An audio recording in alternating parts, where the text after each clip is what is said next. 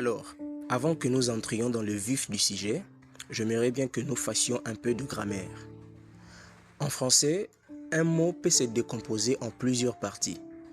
Ces parties sont le radical, le préfixe et le suffixe. Le radical est la partie qui porte le sens du terme. C'est une partie essentielle sans laquelle il n'y a pas de mot. En fait, c'est la racine de mot. À part les radicales, nous avons aussi le préfixe. Le préfixe est ce qu'on ajoute avant le radical. Nous avons enfin le suffixe. Ce dernier est celui qu'on ajoute après les radicales. Prenons un exemple. On prend le mot immangeable. Dans ce mot, si on veut le découper en syllabes, ça donne ceci. Nous constatons que le mot immangeable est composé d'un radical venant du verbe manger, du préfixe im et d'un suffixe able. Je pense que c'est clair. Et il y a plusieurs autres mots que moi et vous connaissons. Soulignons que ces trois composantes de mots varient au cas par cas pour donner naissance à de nouveaux mots ayant d'autres significations.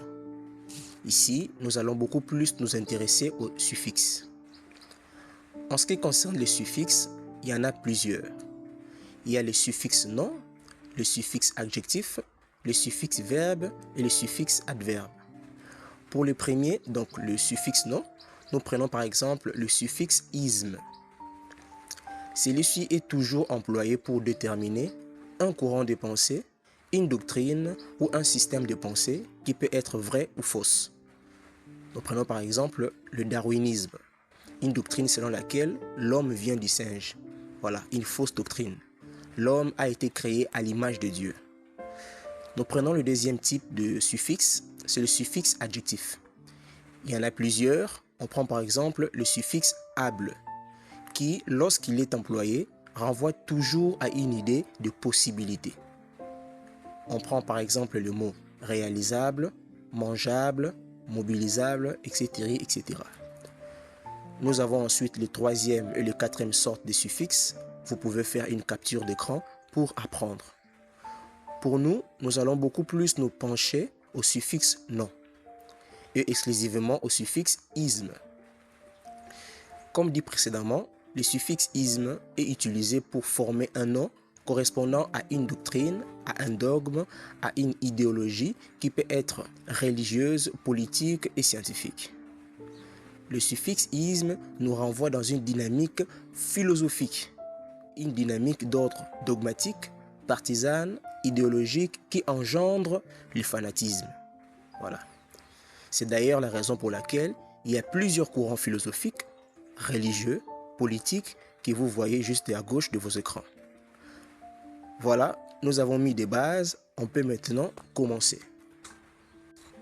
La Bible, donc notre petite bibliothèque portative, est traditionnellement divisée en deux parties et comporte 66 livres.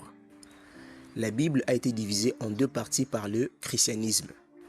Alors ici, je tiens encore à attirer votre attention sur le mot christianisme. Déjà, dans ce mot, nous reconnaissons le suffixe isme qui renvoie à un courant de pensée, à une structure religieuse et ou à une philosophie. Oui, c'est vrai, parce que le sens même du mot nous le dit. C'est ainsi que je dis qu'il ne faut pas confondre le christianisme romain avec l'église de Yeshua, l'église de Jésus. C'est deux choses différentes. L'église du Seigneur Yeshua vit le jour à la croix de Golgotha et fut officialisée au jour de la Pentecôte.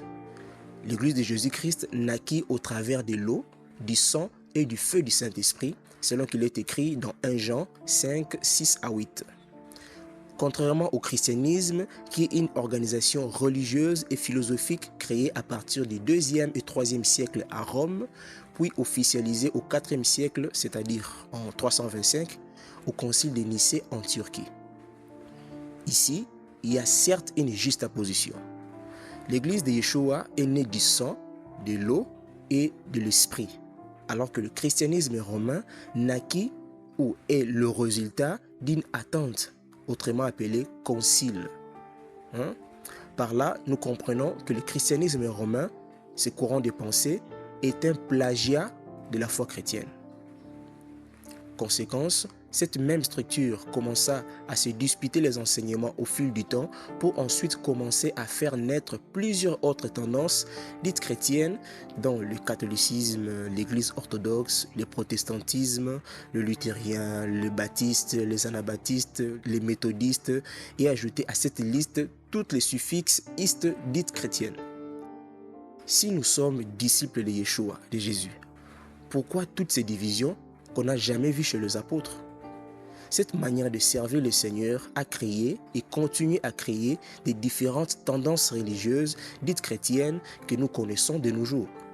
Le christianisme romain a engendré toute cette organisation que nous voyons aujourd'hui. Or, au départ, il n'en était pas ainsi. L'église de Yeshua, l'église de Jésus, n'est jamais divisée en dénominations, car l'église n'est pas une religion. Alors, c'est ces courants mal plagiés à la foi chrétienne qui, après plusieurs attentes, après plusieurs conciles, a fini par diviser la Bible en deux parties, à savoir l'Ancien et le Nouveau Testament. Ce travail a été fait vers le 4e, 5e siècle, soit près de 500 ans après la mort de tous les apôtres. Car la rédaction de la Bible et même sa subdivision prit fin à la fin du 1er siècle, c'est-à-dire après la mort de tous les apôtres de Jésus-Christ. Donc, retenons que la Bible est traditionnellement divisée en deux parties par le christianisme romain et comporte 66 livres. Vous comprendrez beaucoup de choses en avançant. Nous ne sommes qu'à la deuxième leçon, soyez patients. L'église de Yeshua est composée de toutes personnes qui sont nées de nouveau, qui sont ensuite baptisées d'eau par immersion, qui sont baptisées du Saint-Esprit et qui marchent par l'Esprit. Autrement dit, qui ont une relation personnelle avec le Seigneur, avec le Saint-Esprit. Nous en parlerons dans notre deuxième thème. Présentement, nous parlons de l'historicité de la Bible et il nous reste encore 8 leçons à apprendre. Donc, soyons patients. Alors, nous allons voir maintenant comment notre petite bibliothèque a été subdivisée. Nous allons voir l'actuelle subdivision, donc la subdivision romaine, avant de rétablir la vérité dans les leçons suivantes. Voilà, la Bible est divisée en deux parties. La première, c'est l'Ancien Testament. L'Ancien Testament est subdivisé en 4 parties, dont les Pentateuques, le livre historique, le livre poétique et le livre prophétique. Vous avez là la légende. Notons bien que la langue d'origine de l'Ancien Testament est l'hébreu. La première partie de la Bible n'a pas été écrite en français, mais en hébreu.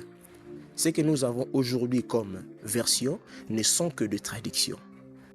Et l'Ancien Testament a 39 livres. Le Nouveau Testament est subdivisé en 6 parties. Nous avons les 4 évangiles, les livres des Actes des Apôtres, les épîtres de Paul, les livres aux Hébreux, les épîtres générales et les livres de l'Apocalypse. Le Nouveau Testament est écrit en grec avec des expressions en araméen, c'est-à-dire les textes originaux du Nouveau Testament sont en grec et non en français. Il fut traduit en français, en anglais ainsi que dans d'autres langues. Mais ne quittons pas des yeux que toutes nos versions ne sont que de traduction. Le Nouveau Testament a 27 livres. Donc, si on fait l'addition entre les 39 livres de l'Ancien Testament plus les 27 livres du Nouveau Testament, cela nous donne une somme de 66 livres. Voilà. Alors, avant de nous séparer, je vous laisse avec une question. Puisque je vous ai dit que la subdivision actuelle de la Bible est romaine, la vraie question qu'il faut se poser, c'est à quoi ressemblaient les textes sacrés avant la subdivision romaine? Quelle structure avait la Bible au temps apostolique? C'est ce que nous allons voir avec vous dans les prochaines leçons.